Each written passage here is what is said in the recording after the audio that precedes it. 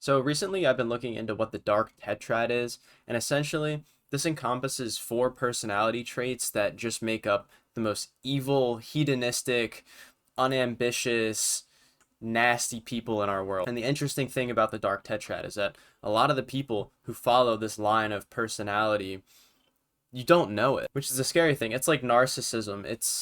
We have monsters in our society that outwardly are the nicest people you'll ever meet, but deep down inside in their relationships and in their friendships, they're controlling, they're oppressive, they're evil, they're demeaning, they condescend, they're the most evil people you'll ever meet. And so some of these people are hidden in plain sight. So I'm going to break down what the dark tetrad is, and hopefully you learn something. Now, out of the four traits that this includes, the first one is sadism. Now, sadists are people who get pleasure from inflicting pain on other people, watching people suffer, watching people just have a horrible time. They don't have any empathy for their own actions towards others.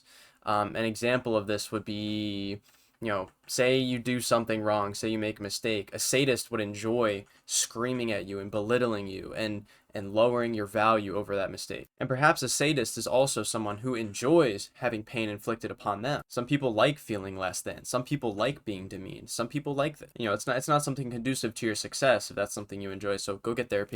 But sadism is number one. You enjoy watching people suffer, or maybe you enjoy your own suffering. Number two is Machiavellianism. Machiavellianism serves as a way, it's the way people look at other people as kind of pawns in their game of power. Other people are simply just there to make them more money and more power and more wealth. There's not really consideration of them as humans. And in addition to this, this is mainly all about being cunning and being manipulative to other people to try and control the narrative and get people brainwashed. Machiavellianism is purely focused on self-gain, and this ties into all the other traits as well. The third out of the four traits of the dark tetrad is narcissism. Narcissism is probably one of the more common dark tetrad traits, and it's probably one of the worst. Now, narcissism, the word is often overused, and a lot of people describe other people as narcissists.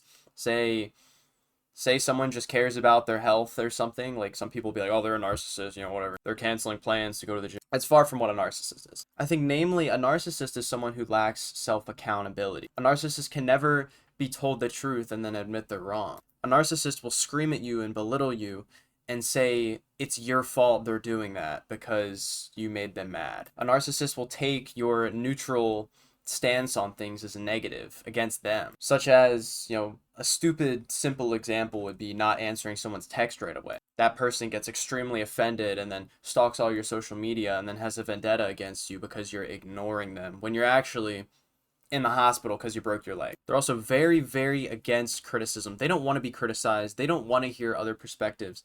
They only care about their own perspective, and they're not willing to change it no matter what. Narcissists are also heavily, heavily focused on their appearance, how they look.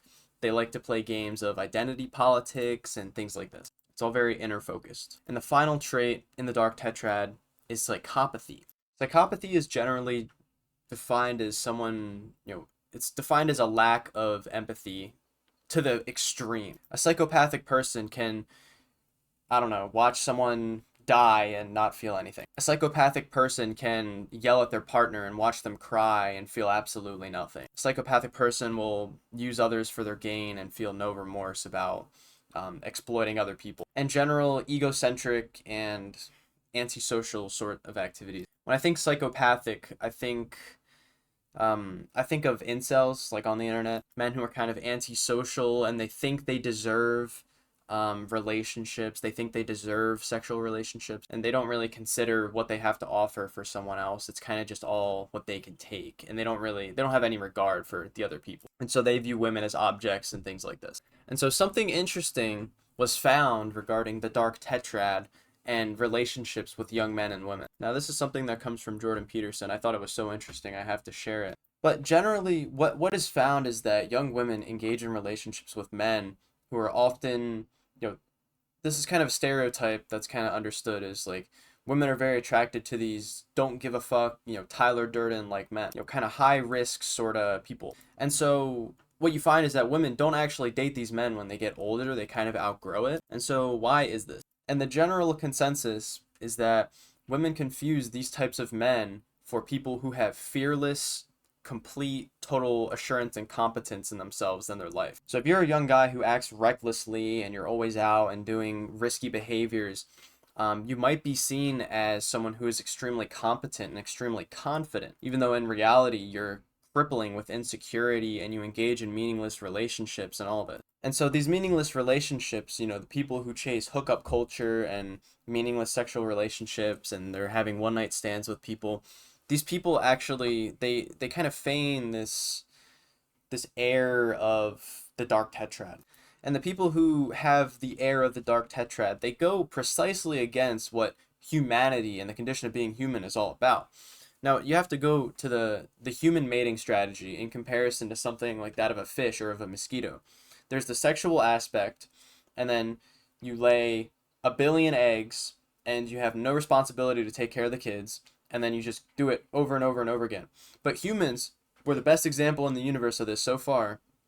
Is our responsibility towards our kids is intergenerational, right? We have grandparents and parents, and then we have the kids, and having a kid, it's a lifelong responsibility. It's something, you know, we're investing in it generationally. And so the creation of civilization and society is precisely a reflection of that. It's a part of our survival strategy. And I would say it worked pretty damn well. I mean, I think we survive more now than we did, 2,000 years ago. So that we're not so far away from nature. This is just our survival strategy. And this is reflected by having maximum responsibility towards our offspring and having a correlating high value to something like sex. And so what is found is that the people who engage in meaningless sexual relationships, something that is very, very popular and advertised on social media to the youth an awful lot, it turns out these people are the most hedonistic and evil people you'll actually ever meet.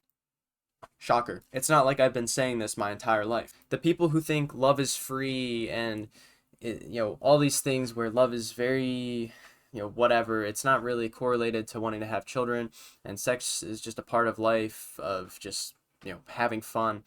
These people are psycho. These people literally need to be put in a mental institution. These people are insane. And the fact that it's seen as empowering, and girls on social media, girls on social media I see, they approve this lifestyle. They say, hey girl, go girl, you get it girl, you go be strong and independent. What makes you so strong and independent to be used by some fat guy who doesn't lift weights and probably does drugs? What's so empowering about simply being an object to someone who's insane, just for their own sexual gratification, to kick you out and never speak to you again? Absolutely nothing. And when I frame it like that, it almost seems so ridiculous. It's almost like a non-issue. But the sad thing is that there are human beings out there who live by this and they think this is okay. I hate to say that, but it's true. And it's disgusting. Like the frat and sorority culture, like all that. It's the dark tetrad just collected into a group of people. So yeah, moral of the story, dark tetrad types are evil and you need to avoid them with your life. They will use you, they will abuse you, they won't care a single fuck whether you live or die. They don't care. You're just an object to them. How that's empowering, I don't know. And so me personally, the way I live my life, I keep this shit locked down. No one has access to this. Nobody. There is nothing but value in reserving yourself for the right person. There is no value in just being used by disgusting and evil people. There's nothing powerful about this. And it's a shame because, all these girls I see in college and all these boys I'm seeing, they were all kids at one point, and they all would hug their parents goodnight, and, is that going to be the person who's going to be, like, is that really the right person to be at their own father's funeral and to stand there as a strong figure, and, put their own dad in the ground, right? How can you be the strongest person at your own dad's funeral if that's the way you live your life? It's absolutely disgusting. Anyway, the dark tetrad, it is roaming out there. And all of those personality traits, I think one reason I've had such a disdain for frat, sorority, party culture is that it kind of encapsulates this. And I have a spidey sense for when things aren't quite right. And everything with that culture, it kind of irks me a little bit. I've talked to many girls a part of this scene.